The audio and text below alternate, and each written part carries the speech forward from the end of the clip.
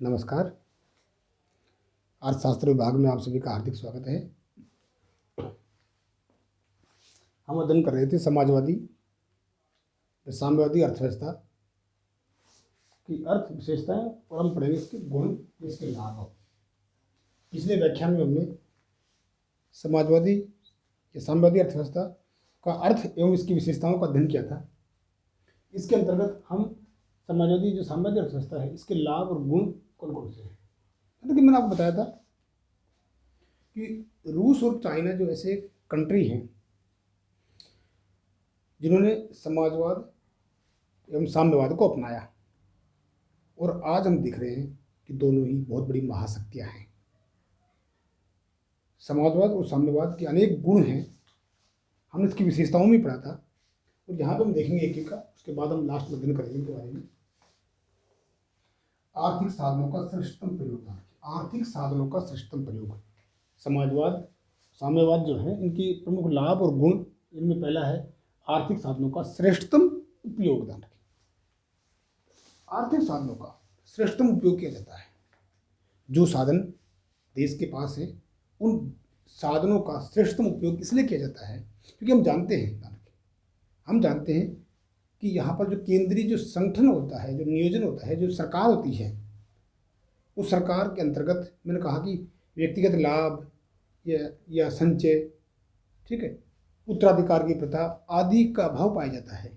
तो इसलिए सभी का उद्देश्य, चाहे कोई सरकार हो, चाहे कोई नियोजन हो, चाहे व्यक्ति हो, सभी का उद्देश्य एक ही होता है कि अधिकतम वह उत्पादन करे, अधिकतम कार्य करे। और सरकार का ये उद्देश्य होता है कि जो मैंने कहा कि प्रत्येक व्यक्ति को अपनी योग्यता के अनुसार कार्य करना पड़ेगा, उसकी क्षमता के हिसाब से कार्य करना पड़ेगा, तथा आवश्यकता के हिसाब से उसको वेतन जो खाना है जो मिलेगा। तो ऐसी स्थिति में ध्यान रखिए, जो तमाम जो आर्थिक साधन हैं उनका श्रेष्ठतम प्रयोग किया जाता है, बेस्ट प्रयोग किया जाता है, सभी का प्रयोग किया जाता है। ये समाजवादी अर्थव्यवस्था का मुख्य गुण है। व्यापार चक्र एवं आर्थिक अस्थिरता का अंत ध्यान रखिए। पूंजीवादी अर्थव्यवस्था के अंतर्गत ध्यान रखिए, हमने पढ़ा था पूंजीवादी अर्थव्यवस्था के जो दोष थे उसमें मैंने आपको बताया था, कमियां जी तो बताया था कि यहाँ पर व्यापार चक्कर, ठीक, या आर्थिक अस्थिरता पाई जाती है। क्यों पाई जाती है? क्योंकि जो सारे जो सेक्टर्स हैं उनमें सामंजस्य का अभाव होता है, और ऐसी स्थिति में सभी, चाहे उत्पादक हो चाहे उपभोक्ता हो, सभी अपने अपने लाभ के लिए कार्य करते हैं, अपने प्रॉफिट के लिए कार्य करते हैं, किसी को चिंता नहीं ध्यान रखे किसी की। तो सामंजस्य अभाव होने के कारण मांग और पूर्ति में असंतुलन हो जाता है, या आर्थिक उतार चढ़ाव की स्थिति आ जाती है, अस्थिरता की स्थिति आ जाती है। यानी कि समाजवादी अर्थव्यवस्था के अंदर मैंने आपको बताया कि यहाँ पर एक नियोजित प्रणाली होती है, सरकार है, जो केंद्रीय नियोजन है, वह सामाजिक हित में अर्थव्यवस्था के विकास के लिए कार्य करता है। तो ऐसी स्थिति में ध्यान रखिए, व्यापार चक्र जो है आर्थिक स्थिरता नहीं पाई जाती है, क्योंकि व्यापार चक्र जो होते हैं, व्यापार चक्र मैंने बताया कि जब सामंजस्य का अभाव होगा तब व्यापार चक्र स्थिति उत्पन्न होगी। और यहाँ तो जो केंद्रीय नियोजन है, जो सरकार है, ध्यान रखिए, वो सभी सेक्टर्स को ध्यान में रखते हुए कार्य करती है। तो ऐसी स्थिति में व्यापार चक्र या आर्थिक अस्थिरता है, इसका पाया जाना संभव नहीं है। आर्थिक असमानता का समापन, ध्यान रखिए, यहाँ पर मैं बताया आपको कि आर्थिक असमानता का समापन पाया जाता है। आय की असमानताएं जो है वो नहीं पाई जाती है। क्यों?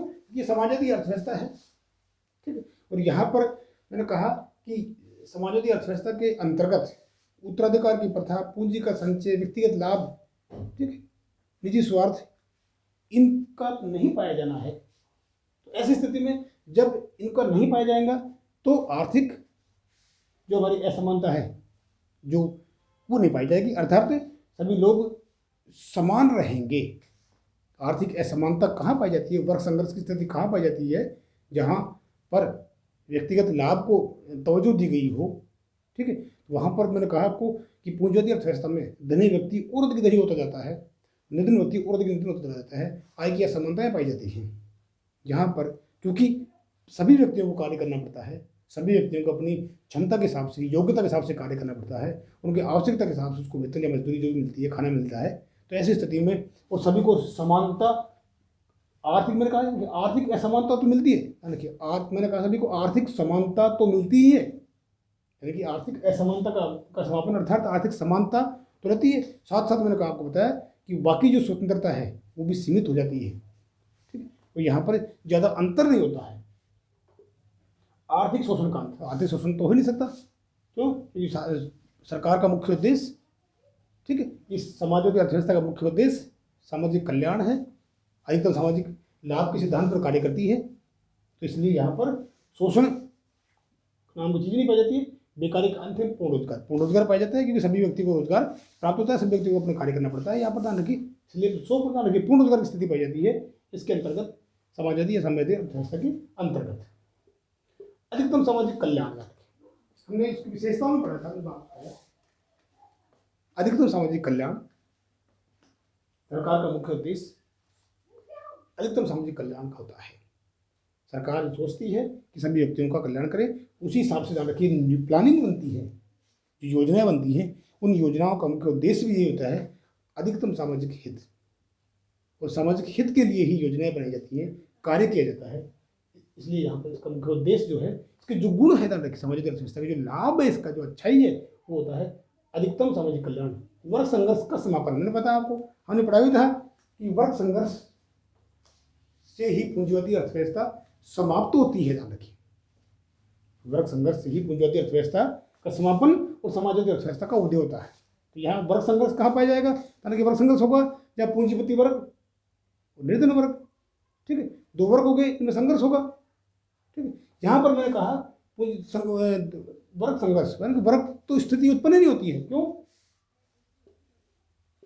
आर्थिक असमानता, यानी कि आर्थिक असमानता का समापन अर्थात आर्थिक समानता, ठीक है, शोषण से अंत, बेकारी का अंत, पूर्ण रोजगार, अधिक सामाजिक कल्याण। तो इसलिए वर्ग संघर्ष का समापन या वर्ग संघर्ष का उदय नहीं हो गया, यहाँ पर वर्ग बने नहीं, ठीक है। तो इसलिए वर्ग संघर्ष का समापन ये इसकी का मुख्य गुण है, ध्यान रखिए। अर्थात यहाँ वर्गों के अंदर संघर्ष, किसी प्रकार का संघर्ष होता है, और सभी का उद्देश्य, ये सरकार का उद्देश्य, केंद्रीय नियोजन जो होता है उसका उद्देश्य सामाजिक हित, सामाजिक लाभ होता है। और जो सामाजिक हित, सामाजिक लाभ जो होता है वो सभी के कल्याण के हिसाब से, सभी की जो भेदभाव ने करते हुए, सभी को समानता के रूप में उसको अपनाते हुए विकास करना होता है। इसी संघर्ष का उद्देश्य होता है आर्थिक सैनिक शक्ति का उत्तर विकास। तो ये बहुत इंपॉर्टेंट है, ध्यान रखिए। समाजवादी अर्थव्यवस्था जो होगी, ध्यान रखिए, समाजवादी अर्थव्यवस्था में तेजी से आर्थिक एवं सैनिक विकास होगा, सैनिक शक्ति का तीव्र विकास होगा, ध्यान रखिए।